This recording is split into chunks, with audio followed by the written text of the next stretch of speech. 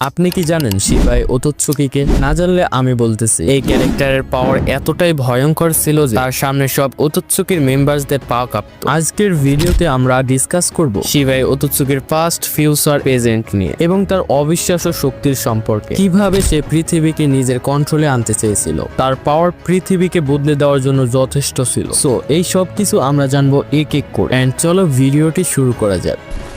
আমরা প্রথমে জানবো শিবাই ওতোৎসুকির পাস্টের বিষয়। শিবাই ওতোৎসুকির এর আগমনের সময় পৃথিবী ছিল একদম অন্যরকম এন্ড মানুষের জীবন ছিল সীমিত, আর শিনোবিরাও অতটা শক্তিশালী ছিল না। ও বলা হয় শিবাই এক ধরনের গড লাইক ক্ষমতার অধিকারী। তার শক্তি দিয়ে পৃথিবীকে নিজের মতো পরিবর্তন করতে চেয়েছিল। এই ক্যারেক্টারটি আসলে যে এক মহান পাওয়ারফুল বিং ছিল সেটা নিয়ে কোনো সন্দেহ নেই। ওতোৎসুকি পরিবারের অন্য সদস্যর থেকে সে অনেক বেশি শক্তিশালী ছিল। যখন সে পৃথিবীতে আসে তখন সে ডিভাইন গড এর মতো এক শক্তি নিয়ে আসে। এটা ছিল চাকরা ম্যানিপুলেশন